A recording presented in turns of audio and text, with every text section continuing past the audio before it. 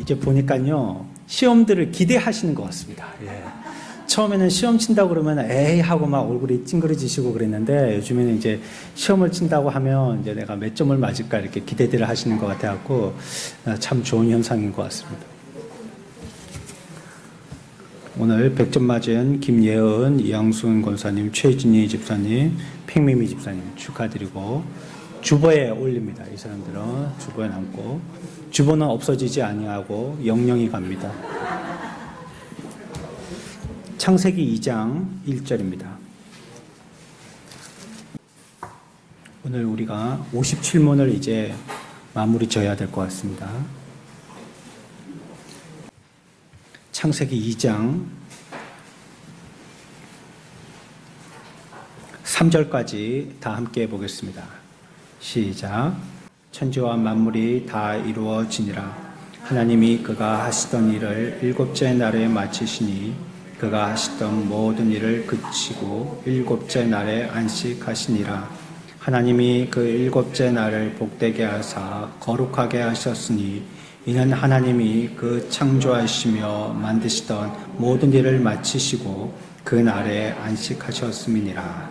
아멘. 우리가 이 안식일에 대한 일을 생각할 때에 이거 너무 아득하시죠? 이게 처음 시작할 때 47문이 3월달이더라고요. 57문 시작할 때가. 그러니까 지금 이 한 문제를 가지고 장장 3개월, 2개월을 갖다가 끌고 있으니까 앞에서 했던 것들이 좀 아득하기도 하실 것 같은데 이것이 그냥 피곤해서 쉬라고 하는 그런 개념이 아니었다는 거 기억하시고 또 이거는 죄와는 상관없이 이미 결정되어진 일이었다는 거 우리가 기억할 필요가 있겠습니다. 우리가 마지막 한 가지의 교훈으로 기억했던 것들이 이 안식일이 우리들에게 계시하여 주시는 교훈은 앞으로 영원한 세계가 있다는 것을 기억하라는 뜻이라는 걸 우리가 교훈으로 배웠습니다. 영원한 때가 있다. 이 7일이라는 안식일에 우리가 그날을 대비하고 또 그날을 준비하여서 은혜 받듯이 영원한 날이 있고 우리가 장차 이르게 되어질 영원이라는 시간이 있다. 이거 우리가 꼭 기억해야 된다는 의미로 안식일을 지켜야 된다라는 그런 의미를 우리가 새롭게 해야 된다라고 배웠습니다. 우리가 다음 주에 GQ에서 할 큐티 내용 본문도 고린도전서의 말씀에 그 비슷한 내용인데 부활에 관계된 것이거든요. 부활 때 우리에게 소망이 있느냐. 그러니까 부활이라는 것은 미래에 되어질 일이지만 미래에 되어질 일을 오늘 현실에서 실천적으로 지켜나가는 것이란 말이에요.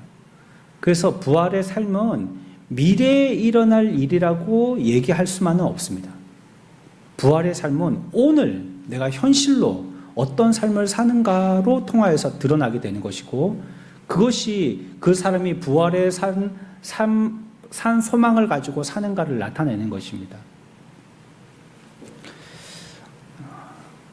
앞에서 우리가 마태복음 22장을 찾아봤고요. 여기에 보면 이제 자식의 그 형수가 누구의 아내가 될 것인가 7 남편들과 결혼하고 혼자 나중에는 부활 때에 과연 이 사람은 누구의 아내가 될 것인가 하는 그런 문제에 대해서 이걸 잘못 이해하고 있다고 그랬죠.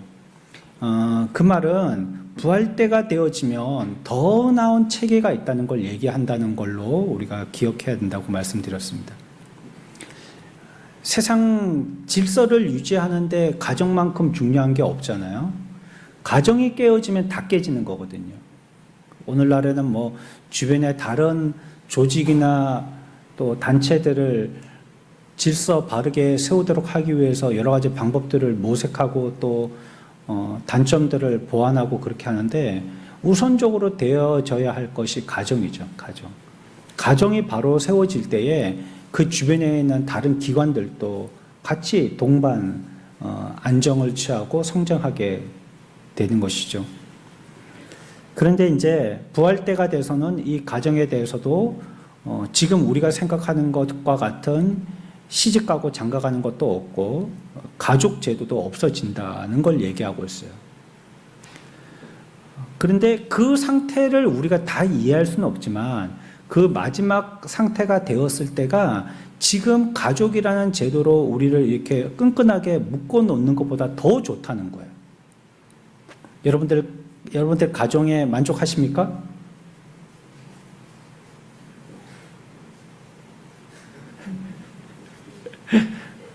가족들이 있으니까 대답을 잘 못하겠죠. 이게 이제 우리들에게는 너무 자연스러워서 그런 것인데 편하고 자연스러운 것이 가정이잖아요.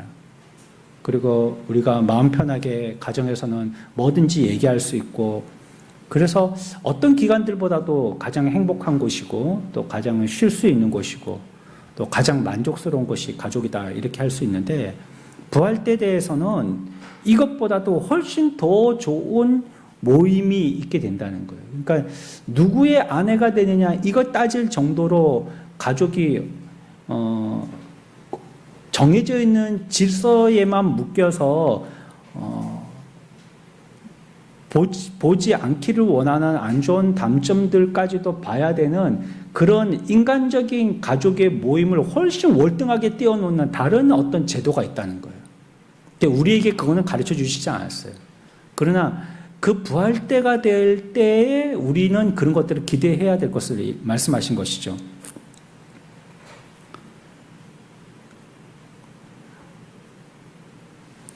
이 세상에서 질서와 아름다운 것이 있어서 거기서 우리가 복을 누리고 살지만 이것이 전부가 아니고 그 다음 세계는 훨씬 더 아름다운 질서와 더 의롭고 더 나은 세상이 있다는 걸 우리가 기억할 필요가 있겠습니다. 그래서 영원한 세상은 영원한 평안이 있고 또 영원한 안식이 있는 세계다는 걸 우리에게 말씀하셨죠. 그런 세상을 이제 이미 창조할 때에 6일이라는 날을 통하여서 지으시고 7일주에 쉬셨다는 것의 의미로 내용을 포함시켜 넣으셨다는 거예요. 그래서 6일은 일하고 하루를 쉬듯이 완전히 다른 날이 되는 거잖아요. 일하지 않는 완전히 다른 날이 되잖아요. 그것처럼 이 세상에서의 삶과 부활 때에 새롭게 맞이하게 될 세상은 완전히 다른 세상을 맞이하게 된다는 겁니다. 우리가 여기서 경험해 보지 못한 완전히 새로운 세계를 맞이하게 될 것을 말씀하신 것입니다.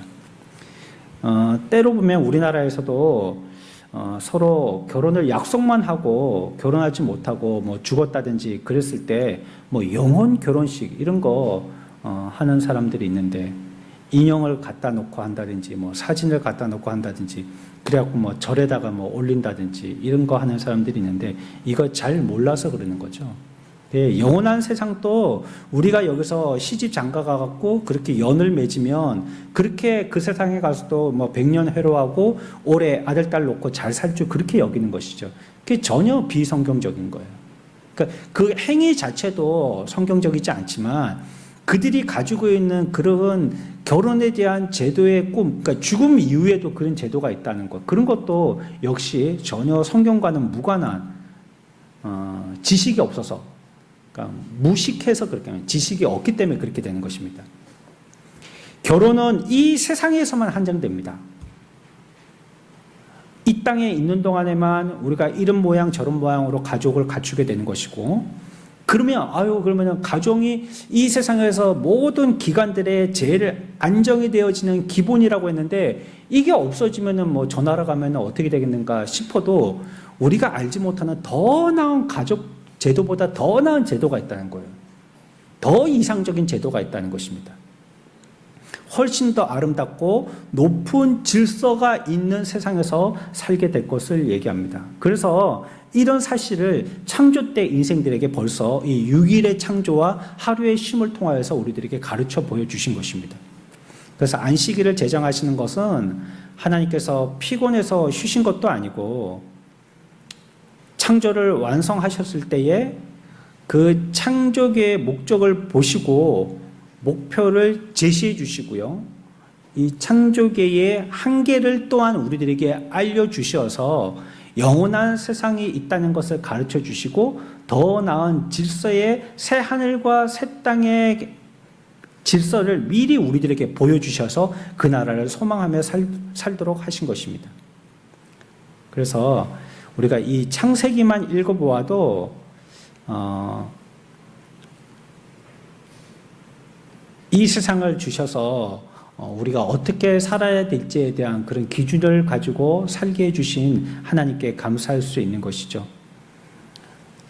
햇빛이나 비를 주신 또 하나님께 감사해야 되는 것인데, 그뿐만 아니라 이 세상이 끝나면 또 다른 영원한 세상을 우리들에게 마련해 주셨다는 것을 생각하고 감사하고 큰 소망을 가져야 하는 것입니다.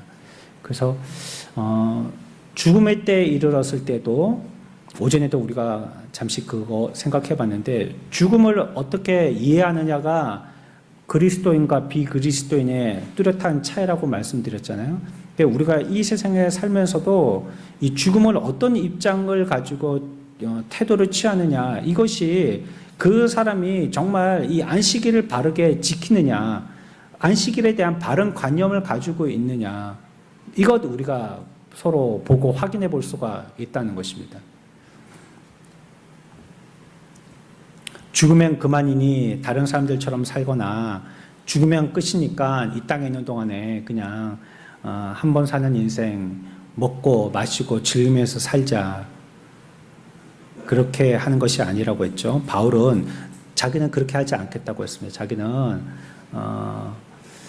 고난이라 할지라도 독화살을 쏘는 것과 같은 그런 날마다 자기의 삶은 어떤 처절한 전쟁 한가운데 있는 것 같다고 얘기할 때, 나는 날마다 죽노라 그렇게 표현했거든요. 나는 항상 죽는다는 표시, 그 말이 자기의 삶의 고단함을 얘기하기도 하지만 치열한 쟁투 가운데 있다는 걸 얘기하기도 하는 것입니다. 자기는 왜 그렇게 살아내야, 굳이 우리가 한 번 사는 인생 좀 잘 먹고 잘 살고 걱정 근심 안 하고 그래 살면 되지, 왜 그렇게 치열하게 살아야 되나, 날마다 내가 죽어야 되나, 이런 삶을 굳이 살아야 되나, 살려고 사는데 왜 죽으라고 하느냐 고 반문할 수 있겠지만, 바울은 부활 이후의 세상을 바라봤기 때문에, 부활 이후에도 우리에게 영원한 세상이 있다는 것을 믿었기 때문에, 이 세상에서 먹고 마시는데 시간을 다 허비하지 않겠다고 하고 자신을 날마다 죽겠다라고 각오 작정한 것입니다. 우리들도 이 세상이 끝이 아닌 줄 알아야 되고요. 영원한 세상을 하나님께서 경영하시는데, 우리들도 그 안에 들어가서 영원한 세상에 지으신 하나님의 창조 때의 계획의 목적대로 우리들은 장차 그 안에서 살 것을 이미 얘기하셨고, 또 그 일은 벌써 우리의 신앙의 선조들은 이루어서 살고 있는 그런 실제입니다. 그러니까 영원한 세상을 생각하고 안식일을 제정하신 것이라는 뜻이 되죠. 이 세상에서 우리가 안식일을 지킨다는 것이 장차 가서 살게 되어질 영원한 세상, 그걸 염두하고 지키게 하신 날이라는 것이기 때문에, 이 주일을 지키는 것은 그냥 다른 날은 바쁘니까 일 없는 날 그냥 편하게 올 수 있는 날로 정해서 함께 예배하는 요일이 일요일이라는 의미를 훨씬 월등하게 띄운, 그건 말도 안 되는 소리입니다. 이 창조 때의 의미는 전혀 그것과는, 그런 그 얕은 의미와는 훨씬 더 깊은 뜻을 가지고 영원한 세계를 바라보라고 우리들에게 이 주일을 지키는, 이 주일을 주셨다는 것을 우리는 기억해야 될 것입니다. 우리는 주일을 맞을 때 그런 마음으로 맞아야 됩니다. 그래서 일곱째 날이라는 이 날은 우리에게는 하나님의 말씀을 듣기만 하는 어떤 공급의 날로만 그칠 게 아니라, 그 나라를 소망하는 우리들로서도 대망의 에너지를 쏟아야 할 날입니다. 이 날은 그 날을 간절히 바라는 그런 날로, 이 날 되면 우리가 천국의 소망을 아주 절적으로 내 마음에 응축해서 이 날 터뜨릴 수 있는 이런 날로 주일을 맞이하는 이런 준비들이 피곤한 것이죠. 물론 우리에게 있는 육신의 고단함을 푸는 것도 중요하겠죠. 그래서 우리에게 안식하게 하실 때는 육신적인 안식도 말씀하고 있는 것입니다. 하루도 안 쉬고 공부하거나 일을 하는 것이 결코 잘하는 것이 아니죠. 그래서 유럽 같은 데는 자꾸 그 노동의 시간을 줄이는데 줄이는 것도 어느 정도이고요. 그렇게 열심히 일하다가 쉬는 것도 좋은 것입니다. 부지런히 일하니까 쉬게 되는 것이니까요. 쉬지 않고 계속 일만 하게 된다면 그 얼마나 인생이 피곤하고 고역이겠습니까? 그리고 자기가 하고 있는 일들에 대해서도 회의적이 되겠죠. 그러나 이 목적을 갖고 계신 하나님께서 보여주신 이 소망을 가지고 엿새 동안 부지런히 일하고 하루를 잘 쉰다면 그 사람 정신 상태도 좋아지고 건강 상태도 항상 유지될 것이기 때문에, 그래서 이 날을 통하여서 우리들에게 주의를 확실히 거룩하게 지킬 것을, 그리고 주의를 통한 이런 얻게 되어지는 영적인 유익에 대한 소망을 지닐 것을 성경은 얘기하고 있는 것입니다. 그래서 이 휴식이라는 것이 필요하지만 단순히 쉰다는데 이 안식일의 주일의 뜻이 있는 것이 아닌 것이죠. 우리에게 큰 소망을 가지고 살도록 하기 위해서 안식일을 주신 것입니다. 그래서 안식일에서는 우리가 하나님의 뜻을 잘 찾아서 지켜야 할 것이고, 또 타락한 세상에서 타락한 죄인으로서 죄를 지은 우리가 하나님이 우리들에게 말씀하신 어떻게 살아야 되는 그 삶에 대해서 믿음을 가지고 살아나갈 때 우리들은 지킴을 통하여서 안식일을 지켜지는, 말씀을 지킴을 통하여서 안식일을 지켜지는 이런 삶을 살게 되는 것입니다. 죄에서의 구원과 이 안식이 긴밀한 관계를 가지고 있다는 것을 우리들은 다시 한번 새롭게 기억해야 될 것입니다. 우리 오늘 57문 제4계명이 무엇인지에 대해서 문답하고 다시 한번 기억하면서 마치도록 하겠습니다. 57문입니다. 제4계명은 무엇입니까?